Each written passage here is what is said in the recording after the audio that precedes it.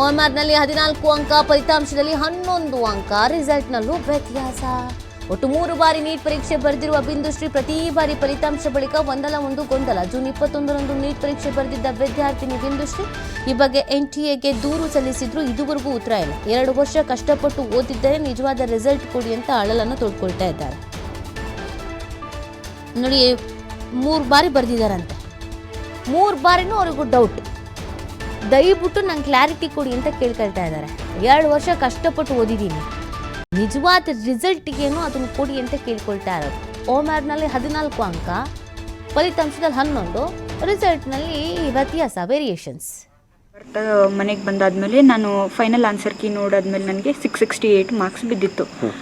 ಆದರೆ 16th ಜುಲೈಗಿಂತ ಮುಂಚೆ 15 ಜುಲೈಯಲ್ಲಿ OMR sheet ತಗೊಂಡಾದ್ಮೇಲೆ ನನಗೆ OMR ಶೀಟಲ್ಲಿ 41 ಕ್ವಶನ್ ಅಟೆಂಪ್ಟ್ ಮಾಡಿದಿರಿ ನೀವು ಅಂತ ಹೇಳಿ ಒಂದು OMR ಕೊಟ್ಟರು ನನಗೆ. ಆದರೆ ಅದು OMR ನಂದಲ್ಲ. ನೆಕ್ಸ್ಟ್ ಡೇ ರಿಸಲ್ಟ್ ಬಂದಾಗ ನೋಡಿದರೆ -11 ಅಂತ ಹೇಳಿ ಕೊಟ್ಟಿದ್ದಾರೆ. ಅಲ್ಲಿ 41 ಕ್ವಶನ್ಸಿಗೆ ನಾನು -11 ತೊಗೊಂಡಿದ್ದೀನಿ ಅಂತ ಹೇಳಿ. ಮೊದಲನೇದು OMR ನಂದಲ್ಲ, ಅದರೊಳಗಿರುವಂತಹ ಫಿಂಗರ್ ಪ್ರಿಂಟು ಮತ್ತು ಟೈಮಿಂಗ್ಸು ಅದನ್ನೆಲ್ಲ ಮಿಸ್ ಮ್ಯಾಚ್ ಮಾಡಿದ್ದಾರೆ. ಫಿಂಗರ್ ಪ್ರಿಂಟ್ ಓವರ್ಲ್ಯಾಪ್ ಮಾಡಿದ್ದಾರೆ. ಆಮೇಲೆ ಟೈಮಿಂಗ್ಸ್ 1:56 PM ಬಂದಿದ್ದೀರಿ, 1:57 PM ನೀವು ಎಕ್ಸಾಮ್ ಸೆಂಟ್ರಿಂದ ಎಕ್ಸಿಟ್ ಆಗಿದ್ದೀರಿ, ಆ ರೀತಿ ಹಾಕಿದ್ದಾರೆ. ಮಿಕ್ಕಿದ್ದು ರೋಲ್ ನಂಬರು, ಅಪ್ಲಿಕೇಶನ್ ನಂಬರ್ ಅದನ್ನೆಲ್ಲ ಸೇಮ್ ಇಟ್ಟಿದ್ದಾರೆ. ಆದರೆ ಆನ್ಸರ್ ಕೀ ಅಂದರೆ ಬಬ್ಲಿಂಗ್ ಮಾಡುವಾಗ ಏನಿದೆಯೋ ಅದನ್ನೆಲ್ಲ ಚೇಂಜ್ ಮಾಡಿದ್ದಾರೆ. ಬಬಲ್ ಮಾಡಿರೋಂಥದ್ದು ನಂದಲ್ಲ. ಆಮೇಲೆ ಬಬ್ಲಿಂಗ್ ನಾನು ಪ್ರತಿ ಸಾರಿ ಮಾಡುವಾಗ ನೀಟಾಗಿ ರೌಂಡಾಗಿ ಮಾಡ್ತಿದ್ದೆ. ಇದು ಹೇಗೇಗೋ ವೇರಿಯೇಷನ್ ಮಾಡಿದ್ದಾರೆ. ಅದನ್ನು ನೋಡಿ ನಂಗೆ ಅರ್ಥ ಆಯಿತು ಇದು ನನ್ನ ಪೇಪರ್ ಅಲ್ಲ ಅಂತ ಹೇಳಿ. ಇದಕ್ಕೆ ಸಂಬಂಧಪಟ್ಟಂಗೆ ನೀವು ಯಾರು ದೂರು ಮಾಹಿತಿ ನೀಡ್ತಾರೆ ನಮ್ಮ ಪ್ರತಿನಿಧಿ ಪ್ರಶಾಂತ್.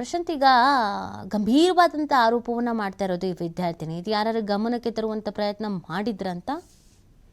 ಹೌದು ನೀತಿ, ಏನಂತಂದ್ರೆ NTA ವಿರುದ್ಧ ಇದೊಂದು ಗಂಭೀರವಾದ ಆರೋಪ ನಮ್ಮ ಹಾವೇರಿಯಲ್ಲಿ ಕೇಳಿ ಬರ್ತಕ್ಕಂಥದ್ದು. ಹಣಗಲ್ ಮೂಲದ ವಿದ್ಯಾರ್ಥಿನಿ ಈಗ ಕಳೆದ ಬಾರಿ ಒಂದು ನೀಟ್ ಎಕ್ಸಾಮ್ ಅನ್ನು ಅಟೆಂಡ್ ಮಾಡಿರ್ತಾಳೆ.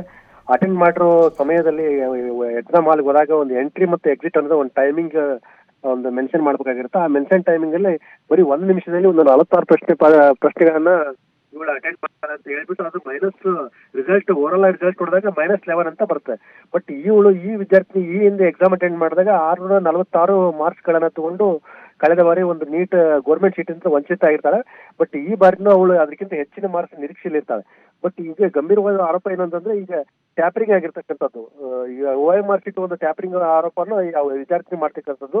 ಅದ್ರಲ್ಲಿ ಏನಾಗಿದೆ ಅಂದ್ರೆ ಸಿಗ್ನೇಚರ್ ಒಂದು ತಮ್ಮ ಇಂಪ್ರೆಷನ್ ಆಗಿರ್ತಲ್ಲ, ಡಬಲ್ ತಮ್ಮ ಇಂಪ್ರೆಷನ್ ಆಗಿರ್ತದೆ. ಬಟ್ ಅದ್ರಲ್ಲಿ OMR ಶೀಟ್ ಇರ್ತಕ್ಕಂಥ ಬಬ್ಲರ್ಸ್ಗಳು ತನ್ನವಲ್ಲ ಅಂತಂದು ವಿದ್ಯಾರ್ಥಿನಿಗಳು ಹೇಳ್ತಾ ಇರೋದು ನೀತಿ. ಈಗ ಈ ಒಟ್ಟಾರೆಯಾಗಿ NTA ಏನಂತಂದ್ರೆ ಈ ಗಂಭೀರವಾದ ಆರೋಪನ ಯಾವ ರೀತಿ ಒಂದು ಸಾಲ್ವ್ ಮಾಡುತ್ತಾ ಅನ್ನೋದನ್ನ ಈಗ ಕಾತ್ಬಿಡ್ಬೇಕಾಯ್ತು. ಇದ್ರ ಜೊತೆಗೆ ಏನಂತಂದ್ರೆ ವಿದ್ಯಾರ್ಥಿನಿಗಾಗಲೇ NTA ಹಲವು ಬಾರಿ ದೂರ ನೀಡಿದ್ರು ಸಹ ಯಾವುದೇ ರೀತಿ ಉತ್ತರ ಮರಳಿ ಬಂದಿಲ್ಲ. ಈ ಹಿನ್ನೆಲೆಯಲ್ಲಿ ವಿದ್ಯಾರ್ಥಿನಿಗೆ ಏನಂದ್ರೆ ನಿನ್ನೆ ಜಿಲ್ಲಾಧಿಕಾರಿಗಳಿಗೆ ಒಂದು ಮನವಿ ಕೊಟ್ಟಿದ್ದಾರೆ. ಜಿಲ್ಲಾಧಿಕಾರಿಗಳು ಸಹ ಯಾವುದೇ ರೀತಿ ಹೆಲ್ಪ್ಲೆಸ್ ಆಗಿ ಉತ್ತರ ನೀಡಿರ್ತಕ್ಕಂಥದ್ದು. ಇವತ್ತು ವಿದ್ಯಾರ್ಥಿ ಎಕ್ಸಾಮ್ ಸೆಂಟರ್ಗೆ ಹೋಗಿ ಅಲ್ಲಿರ್ತಕ್ಕಂಥ CCTV ದೃಶ್ಯಾವಳಿಯನ್ನು ಪರಿಶೀಲನೆ ಮಾಡಿ ಮುಂದೆ ಕೋರ್ಟ್ ಮೊರೆ ಹೋಗುವಂತ ಚಾನ್ಸಸ್ ಇದೆ ನೀತಿ. ಓಕೆ, ಥ್ಯಾಂಕ್ ಯು ಪ್ರಶಾಂತ್, ತಮ್ಮೆಲ್ಲ ಡೀಟೇಲ್ಸ್ಗೆ.